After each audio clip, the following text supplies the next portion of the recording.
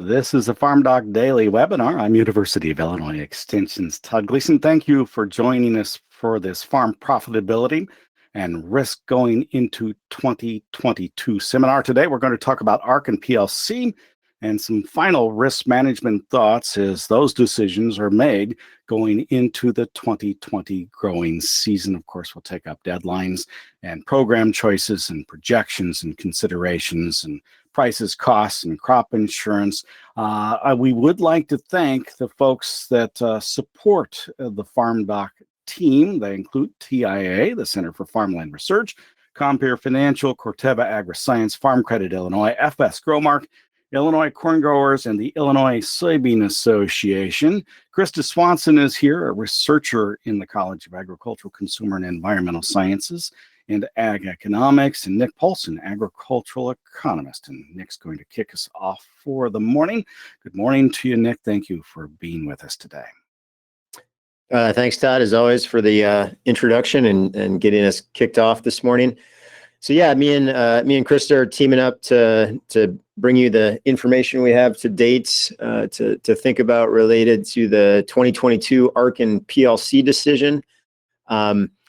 Given where we're at with markets, maybe not a decision that needs to have a ton of emotional effort and stress put into, but we'll talk about some of those things.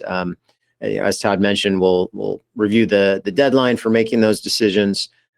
Quickly review the program choices. We've been talking about these programs now for multiple years, so we'll go quickly through that, and then try to highlight some of the projections that we're making with some of the decision tools that we've put out as part of the FarmDoc team, and some of the considerations that we might be making or thinking about as we make that ARC PLC program decision for 2022.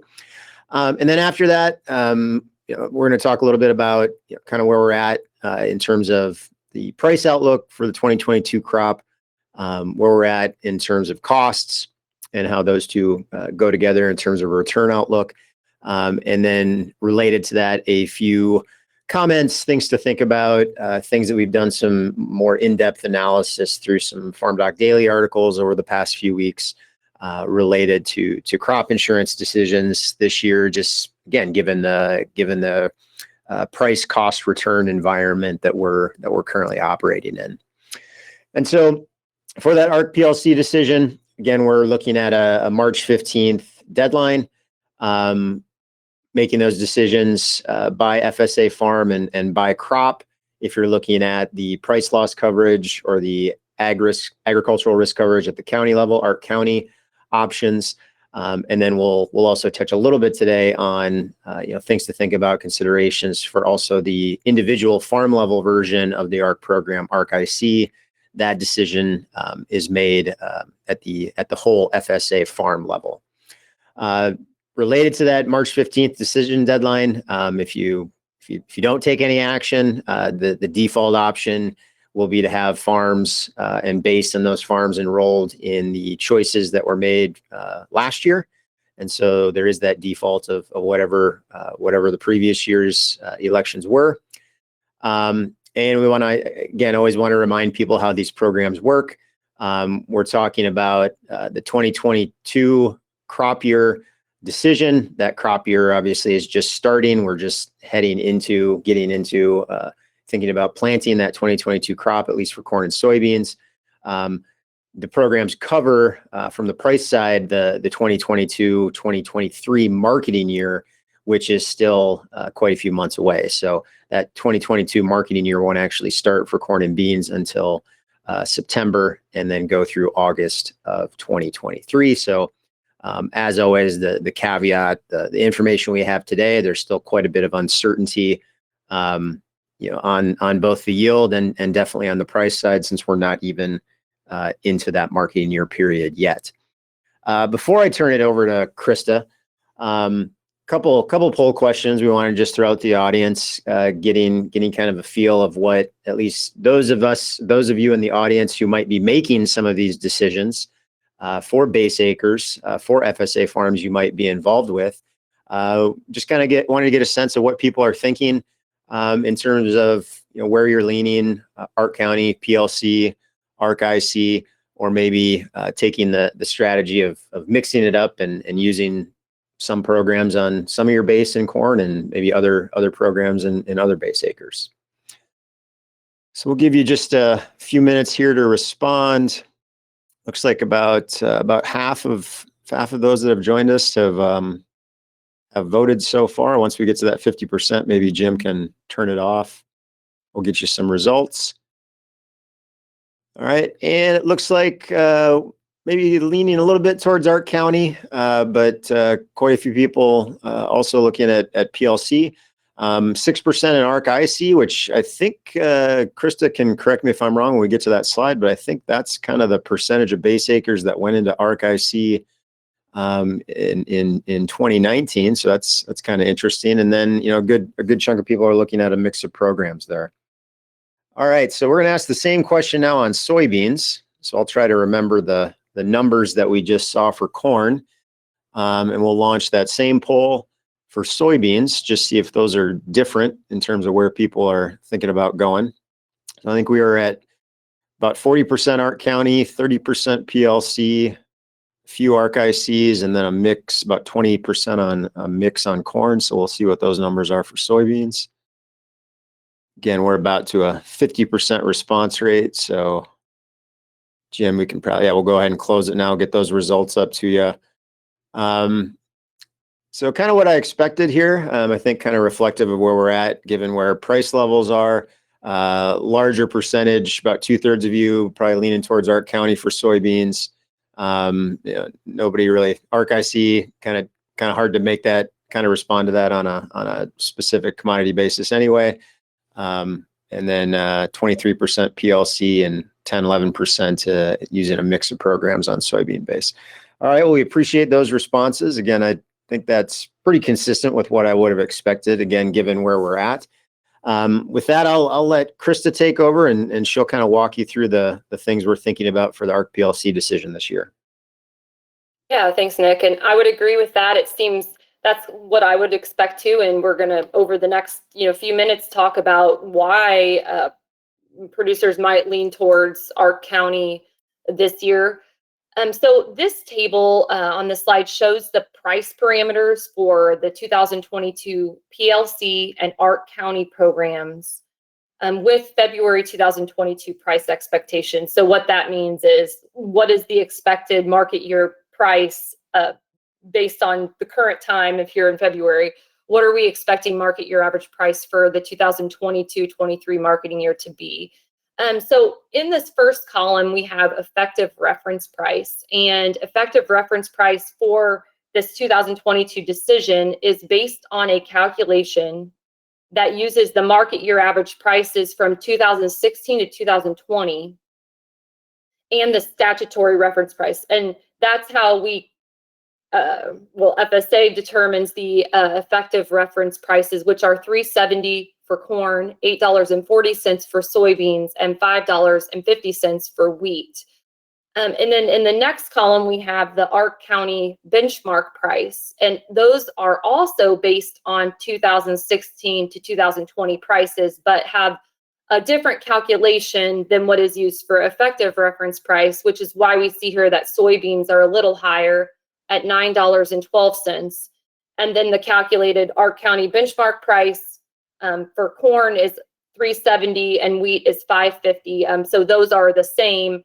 And so what I want to show here is just these are the prices that we're working with in terms of when we get into how, what triggers a payment or how payments are calculated. We're working with these price levels that are based on a 2016 to 2020 price environment, which is a lot different than the price environment that we're in now and what's expected for this upcoming marketing year. So in that next column, we have the expected 2022 market year average prices. These are $5.45 for corn, $13 for soybeans, and $7.30 for wheat. And we have the Gardner price distribution tool, which I'll show you in a bit, how you can access that on the farmdoc website. But with that tool, you can look at the probability of price being below a certain price, and using that tool, the probability of prices for the 2022 marketing year being below these that effective reference price level are pretty low. So I mean, it is possible, but we're in this environment where we're so much higher now than what we had, what these prices are based on, that it kind of tells us that these programs aren't really likely to provide very much risk protection against price declines. So the basis for triggering a PLC payment is pretty straightforward. If the 2022 market year average price falls below the effective reference price, a payment is triggered. So the orange bars here show the projected 2022 market year average prices, and the blue are the effective reference prices. So for corn, we would need a 32% drop in our 2022 market year average price from what we're currently projecting in order to trigger a payment. And soybeans would take a 35% drop from current projections, and wheat a 25% drop. So again, it's possible to see drops of those levels, but there's a pretty low probability of prices falling low enough for this program to be an effective price risk management tool. However, farm program choice may be influenced by other factors, like if you desire to purchase SCO, the supplemental coverage option, which Nick is going to talk about a little bit more later.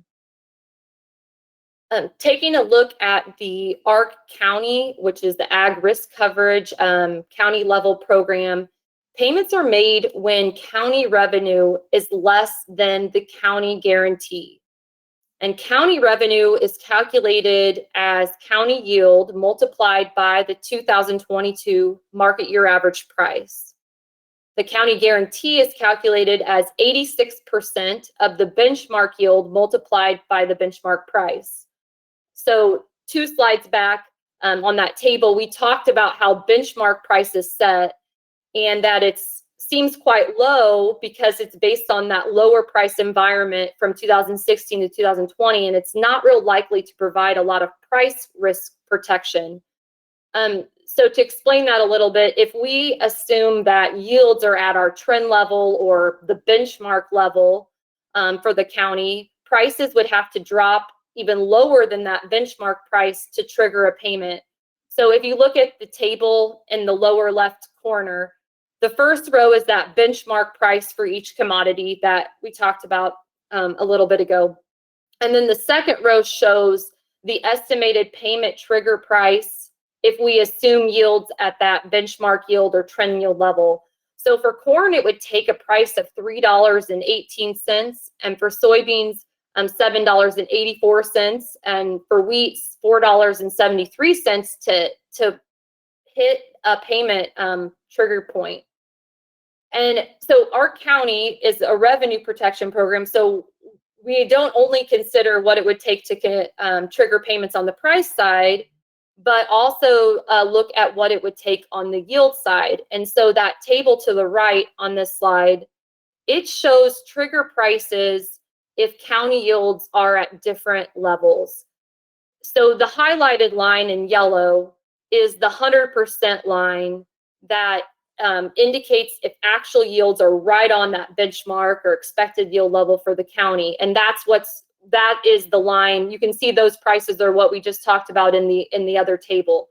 So from there, the other rows show county yields as a percent of benchmark yield.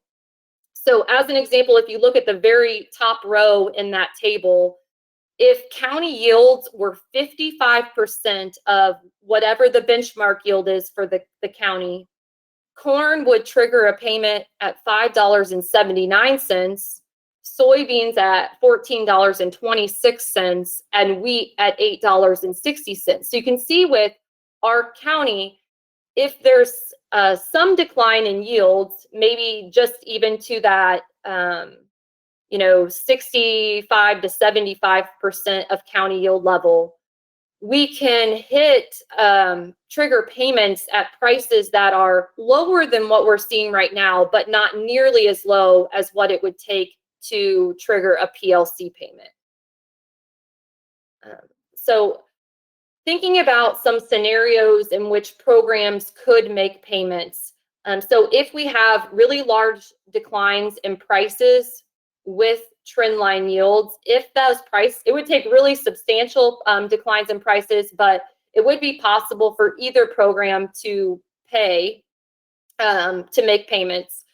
If we have large county yield losses and expected price levels, kind of like what we just talked about, we're at that 55% level as an example, major county yield losses, but expected price levels, our county could trigger payments.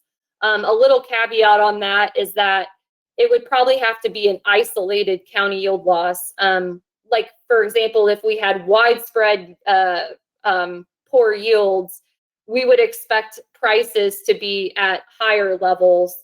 So then that would kind of offset but again, if we maintained expected prices and maybe an isolated regional area with low yields, our county can make payments. And then finally, if prices decline and there are yield losses, again, if substantial enough, either program can make payments under that type of scenario. So FarmDoc, we have quite a few resources for helping you make your decisions, not only about the farm program choice between ARC and PLC, but also crop insurance. Again, Nick's going to be talking a little more about that later, but I wanted to show here. So this is a screenshot of some of the crop insurance tools we have to make crop insurance decisions. And then moving to the next slide.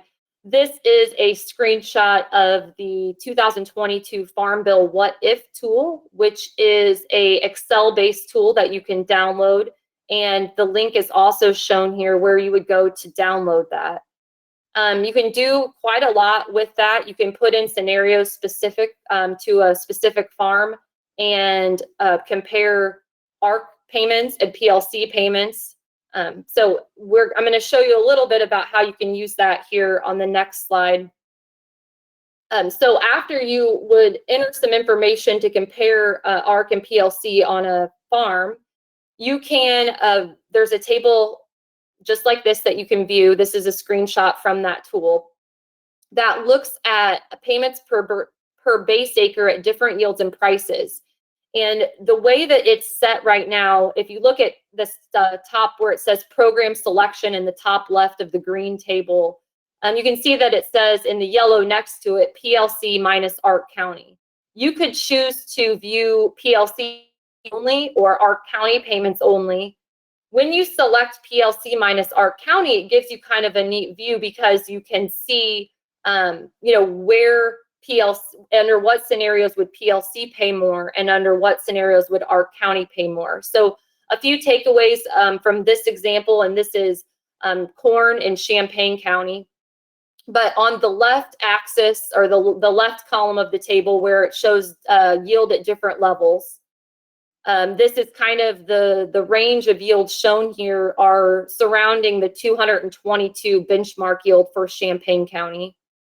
And you can see that under very low price scenarios, we see that $30 at quite a few different yield levels under that 350 column. But as yield starts to drop, we see that drop to $1 and then change to negative $39. So what that is telling us is that PLC is making a payment that's $30 more than ARC County at those higher yield levels. ARC County is not making any payment. And then as yield drops low enough at that low price level, ARC County pays $39 more than PLC. So you can see kind of the scenarios we talked about for making payments, how those play out at different price levels and different yield levels here. And Nick, do you have anything you want to add while we're on this?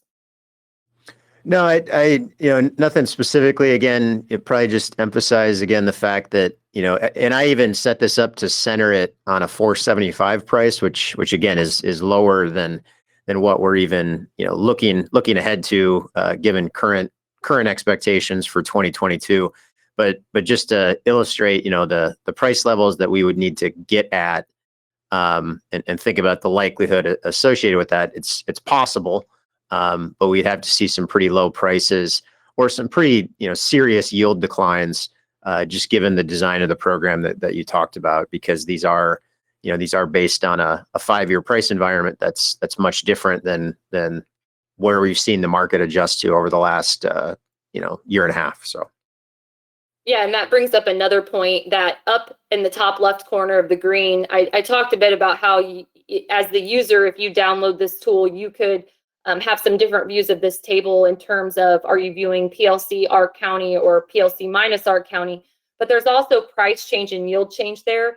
And you can change those. So right now it's set on 25-cent price increments and 15 bushel per acre yield increments. You can change those too, to look at different views if you would like to see a different range. And of course, you can see different counties. We also have included in this slide the same table, but for soybeans in Champaign County. So, the yields and the prices are different, but we kind of see the same trend as far as what we look at in expected PLC payments minus ARC County payments. We see, significant declines in price in order to trigger payments, and, ARC County coming into play if we have significant yield declines, and ARC County making payments at those higher price levels if the yield gets down to, 75, 70, 65 and below % of what would be the expected yield for that county. We also have wheat in Champaign County. And then we have, we also put up here the same slides for a county in Southern Illinois. We show corn, soybeans, and wheat in Saline County, just as another example. And again, the trend for all these crops, even, regardless of the county, is kind of the same across the board. In that, and kind of that all plays into what we've talked about up to this point. We're just in a higher price environment than what these benchmarks and reference prices are based on. So on this slide, this shows how you can access some other tools that we have. So we have 2 tools. I was just talking about the Farm Bill What If tool, that downloadable spreadsheet. We have another tool for helping you make an ARC and PLC decision. It's the ARC and PLC calculator.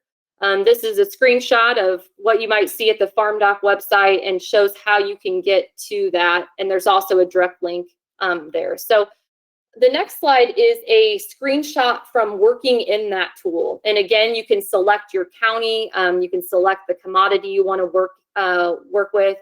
And when you're looking at PLC, you can also enter your PLC payment yield. So right now, 179 bushels an acre is in there. That's the default for Champaign County. But if your farm differs from that and you want to look at your specific situation, you can change that and then click the Run Model button. This tool shows probability. So it shows expected payments and likelihood of the payments, payment distributions.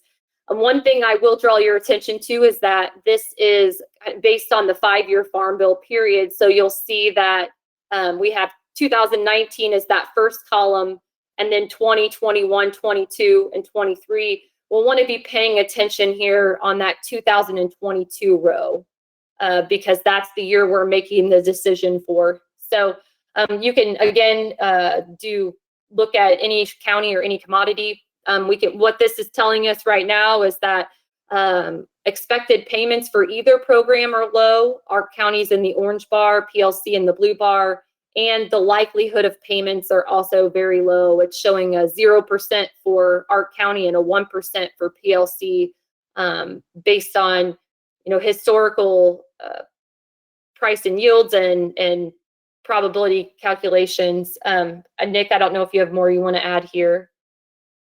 Yeah, I did want to, this sort of tongue in cheek, but there is a 0% listed for 2022. Technically, it's not 0%; it rounds to 0%. And statistically, we'd never say there's no chance of an ARC County payment. But just like when there's a 0% chance of rain, it's still possible. So, but yeah, just kind of like I said, kind of joking about that. But yeah. highlights, I think, again, my comment earlier about, the decision this year is probably not one to lose a ton of sleep over. Very unlikely, possible, but very unlikely that we're going to see any significant or meaningful levels of support from any of these programs. Obviously, there can be isolated cases that prove us wrong, but based on the information we have right now, it's not an obvious decision this year, and it's honestly not one that you're too likely to look back on and be real upset if you feel like you made the wrong choice. Yeah, and I would add to that maybe your decision now is based on, I mentioned earlier, but we'll say it again, that there's a crop insurance product that may be of interest to some people that requires PLC as your decision. So for some people, it might come down to another factor like that.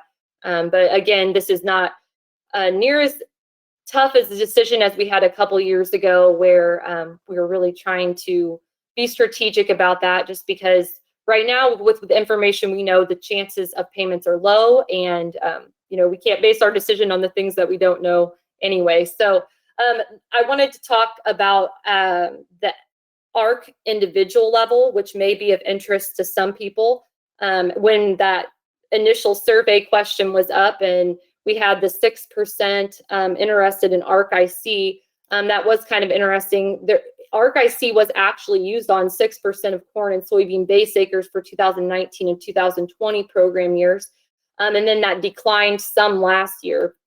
But the use of it in 19 and 20 was kind of due to a unique situation. At that time, we were making the decision for the 2-year period by March 15th of 2020. So we already knew our yields for 19. We already knew what kind of year it was in 19.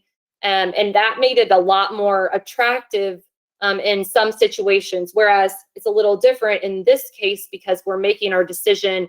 We don't know what our yields will be for this year. And we are still, like Nick said, several months from hitting even the beginning of the 12-month marketing year.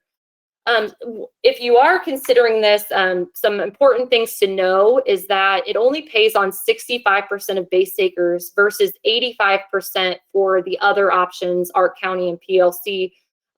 So I guguess that's something to be aware of if you're thinking about this program. I mean, if you have a farm that fits the situation, then it can still be a good choice, but you are only getting a payment on fewer base acres. And also requires a little extra paperwork. You do have to turn in yields, certify your yields for the farms that are enrolled in ARC IC, which is some extra steps that you wouldn't have to do with the other options. So let's talk about what may qualify as a good option in 2022. So first, you probably would only want to use this on a single FSA farm. And that is because any farms that are enrolled in this get kind of averaged together in terms of calculating the payment. So if you had a qualifying situation on one of the farms and not on the other, it would offset each other.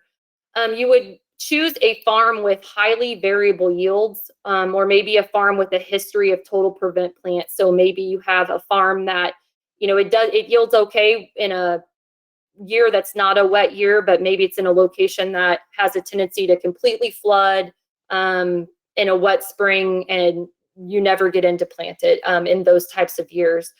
So these are specific situations again, but in a situation that qualifies, I'd highly recommend using that Farm Bill What If tool, that downloadable Excel spreadsheet. In that, you can enter your FSA farm information, your yields from the 5-year period it's based on, and then you can play around and see what it would take to qualify based on yields and prices. So if anyone who's leaning towards that on a specific farm, I'd recommend using that tool to help make that decision. Hey, Krista, would it also be accurate to kind of think of ARC IC as maybe one of the reasons to consider it this year? Obviously in 19 and 20, we knew, given the timing, we knew what went on in 19, and it was kind of a no-brainer in some cases. this year, I kind of view it as almost, well, the other programs probably aren't going to do much regardless. So maybe that's just a reason to consider ARC IC, just because you're probably not giving up much by not taking PLC or ARC County. Yeah, exactly. And that's kind of, I guess, to share a situation from our own farm. We have one FSA farm that has highly variable yields. It's not really a farm with a history of prevent plant, but it does have really variable yields, so when I evaluated it in the Farm Bill What If tool, I found that, we could have, if we had, it wouldn't take much of a yield drop from our 5-year average. Again, a lot of variability in that to get to that average point. And there were several of the years that would have fallen below the point I was looking at. It would only take a price. Now I don't remember the exact number, but the price that would be needed to trigger at that was quite a bit higher than, the price point that would if it was ARC County that I was selecting instead. And so for me, I felt like, or for our situation, I felt like it would make sense to enroll it in ARC individual coverage, because ARC County is not very likely. For that particular farm, it seemed like ARC individual coverage would be a better risk management choice in terms of coverage on price and yield protection. So again, use that tool because it is really helpful in making those decisions. All right. And as you wrap up, Krista, a question did come in that I think I'm gonna put on you, because you're the only real farmer on the line today. I can talk about what my dad is doing in southern Minnesota, but you're actually making these decisions on a farm in Illinois. Where are you leaning? We had a question from somebody. Where would we go on corn and soybean based with these programs? Yeah. So my thoughts are, so I just mentioned that probably on one FSA farm, we'll be putting that in ARC IC because, we aren't really giving up a very high likelihood of PLC or ARC County. And it seems to me on that particular farm, ARC individual would have a higher probability. So that, and then as far as for the others, I would say if crop insurance, if SEO isn't a consideration for you, then I would lean towards ARC County for corn and soybeans, just because I think then you have that yield protection, and the price protection alone doesn't seem to be coming in. It's not as likely to come into play. If, as you're making your crop insurance choices, that SEO is of interest, then you're going to have to choose PLC as your farm program selection for that farm and crop. So that's kind of where I stand. And as far as that goes, we haven't really 100% decided on our interest in SEO. I have my husband listening to this webinar right now, so that way we can talk about that more. Some of that, and when I say that, I mean some of the things that Nick's going to talk about that, maybe some different things to consider that differ from maybe what you've normally done in the past. All right. Well, thanks, Krista. I think we'll move on to kind of the next section where we talk about some of those other risk management considerations, but beside just focusing on this ARC PLC decision, again, that arguably is kind of maybe the minor piece of your overall risk management plan for this year. If you're thinking about the decisions that are being made here in this early March pre-plant timeframe. And so again, the environment we're in, a lot of talk about these issues in all of the webinars that have been part of this series leading up to this final one. We are in a very favorable price environment, but we've also experienced some pretty large increases in production costs for 2022. And so we've got large, high expected revenues, and that has the positive effect in some by some perspectives of also then increasing the insurance guarantees that we can obtain with the crop insurance products that are available. But then that also means that there are, along with all the other costs that are increasing, higher insurance premium costs for 2022 relative to what we've experienced definitely over the last 5 or 6 years. And we can talk about whether volatility risk in a relative sense is different now than it was last year, 2 years ago, 3 years ago. But I think something that is definitely something we can probably agree on is that there's increased downside risk from an absolute total number of dollars sense. So we've got more dollars laid out there in production costs, more potential in revenue, a good return outlook in terms of expectations, but the potential severity of losses if they occur is involves more dollars than we've experienced in recent years. And so we're going to talk a little bit about those issues and then highlight a few strategies related to maybe changes or increases, modifications to insurance protection, specifically talking about some of the supplemental area plans that are available. So the program that Krista's brought up a few times that is linked with your farm program choices. That's the supplemental coverage option, SCO. And then a even newer supplemental area plan, which is the enhanced coverage option that was rolled out last year and is again available this year. Just some considerations to maybe think about in terms of what your insurance program looks like for 2022 in response to some of these return environment issues that we're talking about. So before we talk about some of those things, again, we got a poll question to just get a sense of what people are thinking related to their crop insurance plans for this year. So just getting a sense of how many of you are kind of sticking with what works, sticking with what you've used in the past versus maybe making some changes, whether that be reducing coverage level to reduce premium costs, maybe increasing coverage level despite higher costs to try to get more coverage, and how many of you are as of yet still undecided and still waiting to see how things look once we get into that March 1st through March 15th period.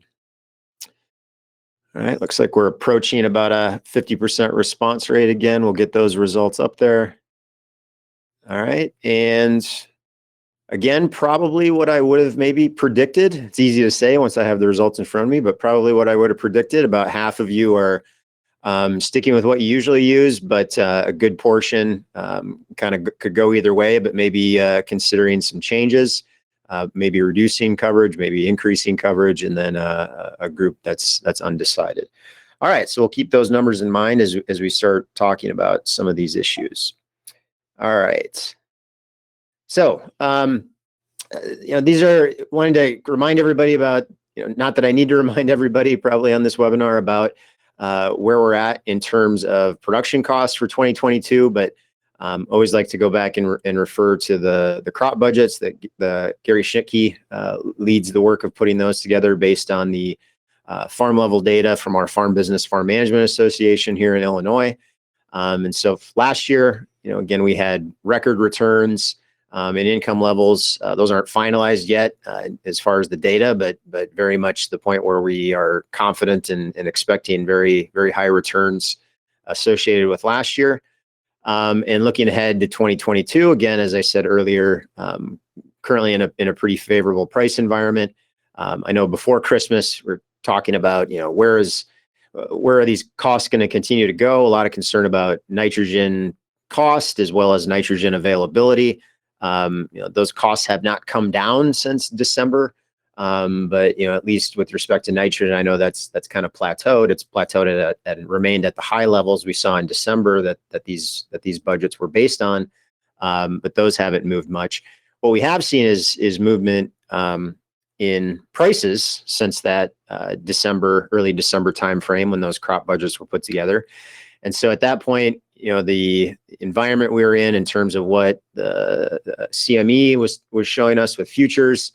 And what some of the fall bids at various locations throughout Illinois were telling us. Central Illinois prices, $5 on corn, $12 on beans was kind of the best guess in terms of a 2022 price in early December. We've seen at least a 50-cent movement up in that in corn. couple dollar movement up in soybeans, just based on some of the fall bids that we've seen prevail throughout central Illinois in the kind of the first half of February. So if anything, the return outlook in those budgets, if we were redoing those today, probably the big change to those would be an increase in the prices that we're looking at for 2022.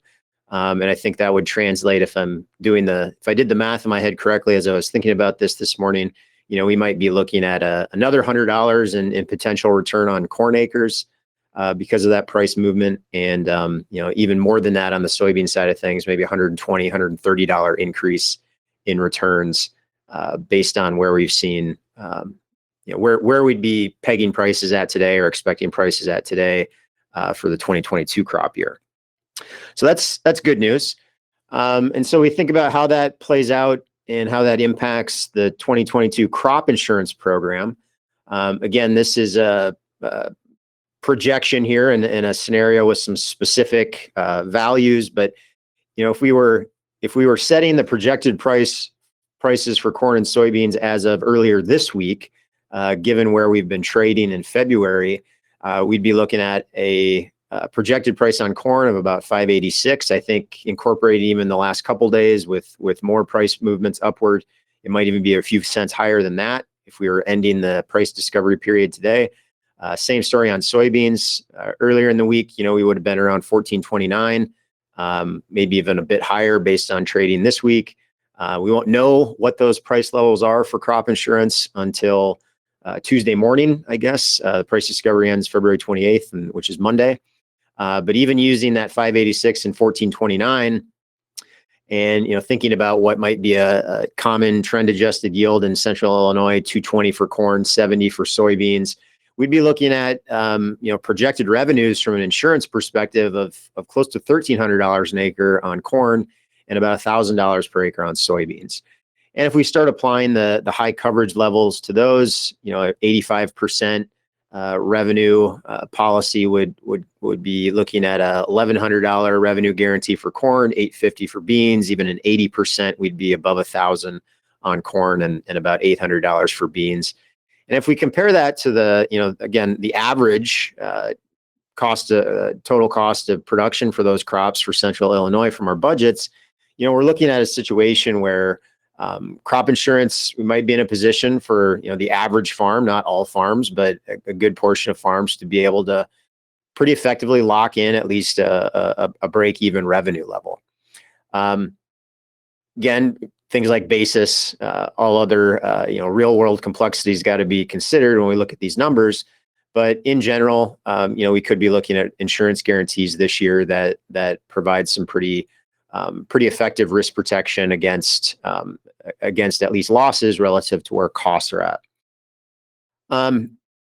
Obviously, premium costs are, as I mentioned earlier, being driven higher with those high projected prices, so that insurance will not be cheap. And given the increased downside risk issues that I mentioned as well, there are some of these new endorsements that can be added, some county-based coverage options that can be added to individuals' underlying plan of insurance. And these are things we've been getting a lot of questions on. Again, the information we put out on these things isn't to suggest that they are for everybody, but we want to make sure that people at least have a understanding or have the information they need to consider these products now that they're available, and at least consider including them in their overall insurance plan. So as we view these things, when we're looking at ways in which to incorporate these things, we look at these optional endorsements as ways to add to your underlying individual plan and create an insurance bundle. Okay, so again, real quick review of how these things work. We've talked about these in more detail in previous webinars, but the supplemental coverage option is a county level coverage plan that covers from 86% down to whatever your individual coverage level seems to be, whether that's 85% RP or whether that's 80%. SCO will cover from 86 down to that individual level. And then ECO can be layered on top of that. So that can cover, you can choose either a 90% coverage level, when then it will cover down to 86%, or you can choose a 95% coverage level and it'll cover down to 86%. Again, Krista mentioned that, the link here between these supplemental plans and the farm bill programs are that SCO can only be used with PLC. If you're enrolled in Ark County, you're not eligible for SCO on those acres. But ECO can be used regardless of the farm program choice that you have made. All right, so before I get into some of the strategies alternatives we've come up with in terms of ways to maybe incorporate these things, wanted to ask kind of one final poll question of you guys, at least before the ending survey. But trying to get a sense of how many of our audience is, maybe considering using these things versus definitely not, or maybe still might be at the point where they need more information and they're undecided whether SCO and ECO might be programs to consider for their crop insurance plans this year. All right, thanks for the quick voting. We're over our 50% threshold again. Get the results up to you, and it looks like about 30% or a little under 30% are maybe definitely considering using these supplemental plans in some way. About 30% are still undecided, and 44% are not going to be looking at SCO and ECO. Well, for you 44%, again, we're not trying to convince you of anything with this information. We are simply trying to make sure that people have the information if they do want to consider it. So some of the things that we've, again, written about in more detail in some FarmDoc Daily articles over the last year, really, but more so even over the last few months, is how could we think about incorporating these supplemental plans into our overall plans of insurance? And so the most basic way to do this would just be to add the supplemental coverage to whatever you've already decided is the best insurance plan choice for you. So for most farmers in the Midwest, most farmers in Central Illinois, the choices that we make are high coverage levels, the revenue protection plan at high coverage levels. So RP 85% is the most popular plan. And so if you were thinking about sticking with that high individual revenue protection coverage, you could simply add SCO and ECO, add just ECO on top of that. Advantages of that strategy are that it definitely does maximize your total coverage.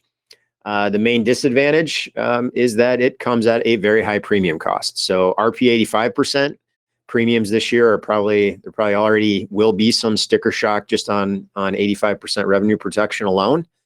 ECO 90%, SCO when added to an 85% individual plan isn't going to add a lot of premium cost, $1 or $2, because it's only covering that 1% band at that point.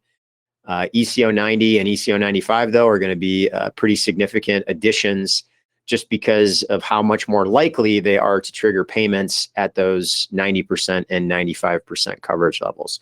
So again, that's a way to definitely increase coverage, but the trade-off there is that will come at a what might be viewed as a pretty high premium cost. Another strategy that's been talked about a lot especially since SCO was introduced back in 14 and then ECO in 2021 is this strategy to consider buying down or reducing your individual coverage. So maybe going from an 85% RP plan to an 80% RP plan, and then adding SCO and ECO in some combination or individually on top of that. And conceptually, at least, what that does, the advantage is that you can achieve technically a higher coverage level than your individual plan alone. So SCO will get you to 86, ECO could get you to 90 or 95. And the savings that you get from reducing that individual plan protection from 85 to 80 might result in, enough to offset the cost of those supplemental add-ons. So you could end up with a comparable, perhaps even a slightly lower overall premium cost for that bundle relative to RP 85. And again, theoretically, you're getting a higher coverage level. The trade-off here is that you're trading some of that farm level coverage for county level coverage. And what happens on your farm is not necessarily what happens when you look at the county average. So that the basis risk issue is what comes into play when we start thinking about trading farm level coverage for county level coverage. And then finally, an alternative that we wrote about in an article this week that turned out to be somewhat controversial was this idea of, rather than thinking about reducing coverage level on your individual plan, maybe thinking about shifting from revenue protection, which has the price increase guarantee component, to traditional revenue protection. So revenue protection with the harvest price exclusion, or RPHPE. Again, what you achieve with this, the benefits of this, is that you can add that supplemental and, again, theoretically increase your coverage level, your overall coverage level, than what that individual plan gives you on its own. Again, this can be done. The numbers we've looked at for most farms, this is going to be achievable at a similar or even lower premium cost in a lot of cases to RP 85%. But the trade-off here, what you give up is that price increase guarantee aspect of the revenue protection individual plan.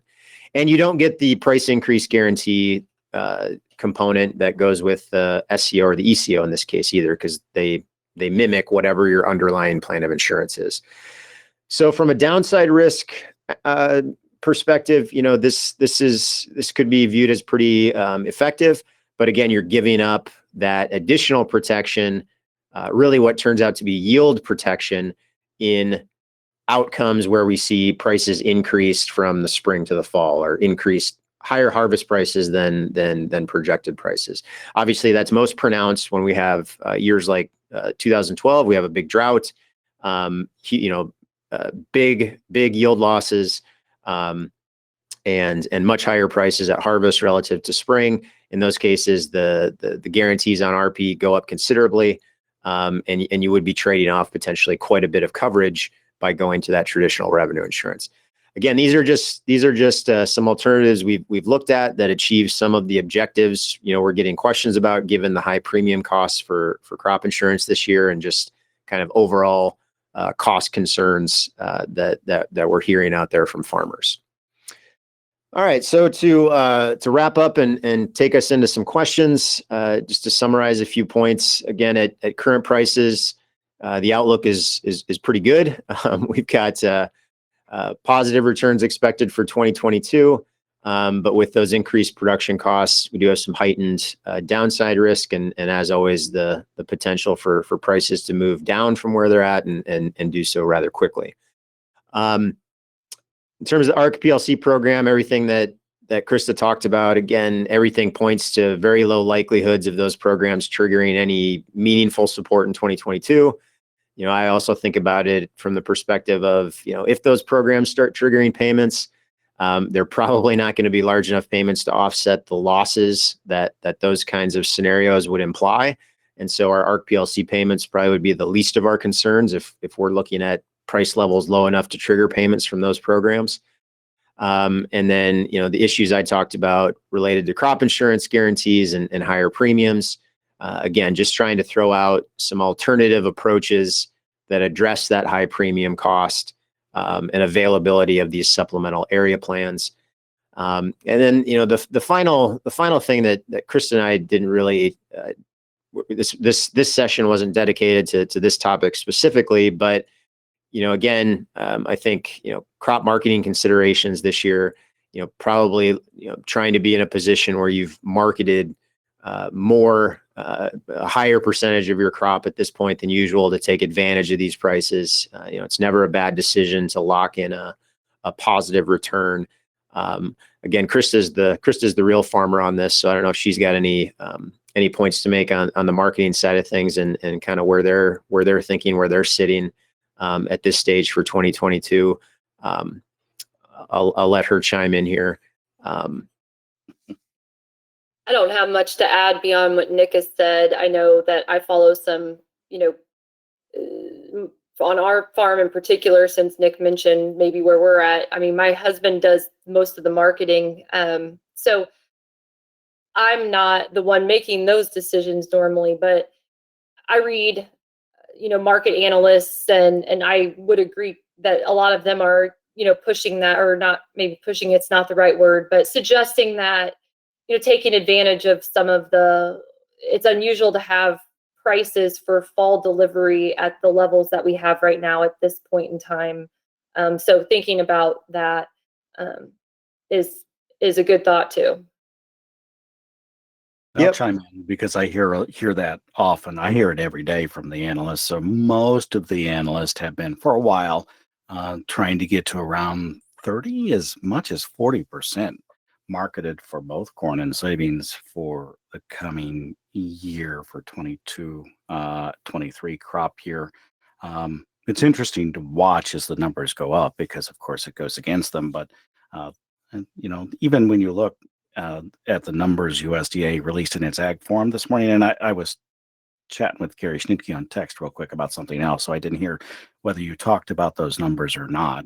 There is downside risk from those in the marketplace at this point that people need to be aware of, and USDA has a $12.75 season's average cash price for the coming year as released from the ag forum numbers this morning. Those are just projections and they don't go into anything official, and $5 for corn at this point. So 88 million acres of soybeans and 91 for corn, by the way. All right. Well, Todd, you wanna do the thank the sponsors, and then we'll kind of gear up here for a minute to answer a few of the questions that came in. Sure, I can do that. So we do have sponsors. We like to thank them. The TIA Center for Farmland Research, which is housed right here in the College of Agricultural, Consumer, and Environmental Sciences, is one of our sponsors. You can find them at farmland.illinois.edu. Compere Financial helps us out, along with Corteva AgriScience, Farm Credit Illinois, the Illinois Corn Growers, FS Growmark, and the Illinois Soybean Association. We thank all of them. Our educational partners are, of course, the Department of College of Agricultural, Consumer, and Environmental Sciences, the college, that is, and the Department of Agricultural and Consumer and Environmental Sciences here on campus as well, and FBFM, the Illinois FBFM Association. One last thing before we get to the questions: if you want to see the archive, it's pretty simple to do. Check it out at farmdocdaily.illinois.edu. Look under webinars. You can always get yourself subscribed, and I suspect you probably ought to do this, to the YouTube channel, youtube.com/farmdocvideo. The 5-minute farm docs are there, and so much more at youtube.com/farmdocvideo. There are a couple of questions to answer very quickly as we wrap up at the top of the hour here. What did you find in the questions that you need to pick up yet there, Nick? Sure, Todd. Thanks. So we have a pretty tough one to answer. More of a comment. I'll save that one till second or last, and maybe we'll try and tackle this other one first. So we've got a question about insurance projected bushel prices are going to be much higher this year than in recent years.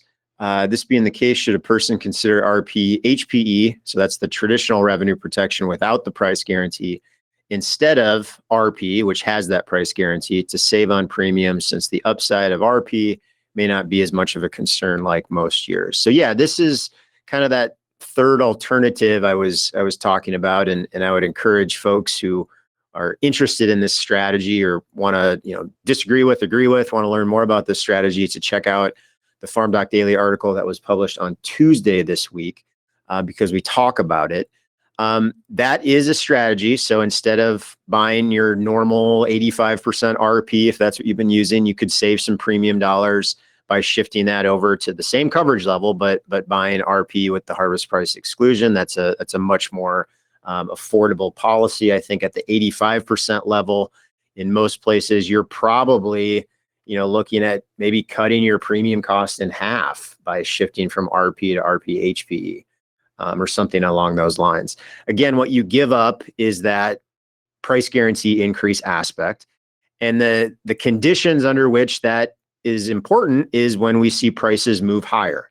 And one of the historic motivations for and justifications for having that price guarantee option in the RP program One of the things that does is it arguably does allow the farmer to be more aggressive in marketing.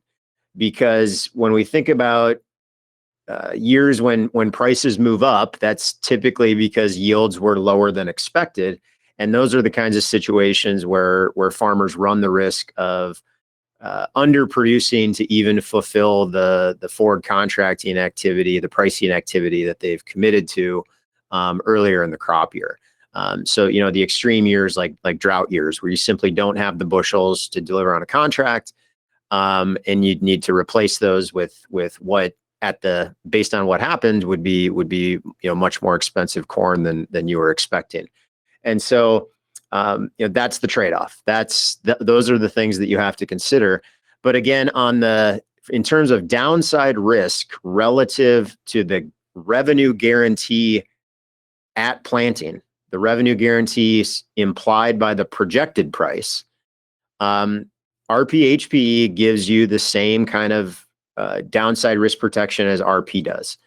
Again, it's not going to adjust up if prices move up like RP will, but it does guarantee you that same revenue level that RP does, where we're defining revenue at planting. Chris, I don't know if you have anything more to say about that, because after that we've got some Ukraine related questions, and I don't think we probably have the time or the expertise or the knowledge to completely tackle those, but I did want to recognize them and bring them up. Yep, I don't have anything to add. I think you covered that well. I do have one little tidbit. The reason I was texting with Gary was I was trying to see what the volatility index might look like for crop insurance. Those, as Nick told you already, are set in the last 5 trading days of the month of February. And we only did soybeans because they have a dollar spread today. So last year, that index for soybeans was 0.2. It's averaged over the last 5 days. And so far this week, not including today, but we've had big moves on Tuesday and Wednesday. Those two were, I had them up and then I moved them. There they are. Those two were 0.19 on Tuesday and 0.188 yesterday. So just a couple of things there as it relates to that volatility index. And then, of course, we have Ukraine and Russia that's creating all the volatility. And there's questions on that too, Nick. Yeah. So, I mean, an extremely good point is, the theme of this series has been profitability and risk into 2022. And obviously, we didn't dedicate a webinar to the Russian invasion of Ukraine and things going on in that part of the world. Obviously, that's probably a bigger issue than worrying about a ARC PLC decision that seems very, very low likelihood of any payments being meaningful there. This is a situation. The suggestion maybe is to think about doing a webinar on this topic. I think that's something that, depending on the length and severity of what's going on, is something we would definitely consider. Question about, do we think what's going on with Ukraine and Russia, if it persists, will that have a bullish or bearish effect on corn and soybean prices? I mean, I would throw out you could argue how informed my opinion is, but again, based on the 3 days this has been building, but based on the 2 or 3 days of actual action we've seen and what's going on, I would think that it could be bullish on commodities, but would that outweigh the effect that it's going to have on energy prices, increases in costs of inputs and other things that we rely on other parts of the world to supply us with, and how that could affect things. So it's again a kind of a non-answer, but I don't know if Krista has anything to add on that, but definitely a big issue that we'll continue to think about and monitor in terms of its impact on agriculture. Yeah, I don't have much to add to that either. I think you hit the nail on the head as far as I think that's about the best answer a person could give right now, really, given what we know at this point. All right. Well, with that, I think we successfully answered or didn't answer, at least recognize the questions that we got. And I'll let Todd take us out. Indeed, we have. Thank you. Nick Paulson, of course, is an agricultural economist in the College of Agricultural, Consumer, and Environmental Sciences here on the Urbana-Champaign campus of the U of I. And Krista Swanson is a researcher in the same place. Jim Baltz has been behind the scenes today. He'll make sure that everything is up on the websites and working properly. Thanks to him for being here and making sure that the webinar went so well. I've been your host, University of Illinois Extension Farm broadcaster Todd Gleason. Thanks for being with us for the morning, and that wraps up this series.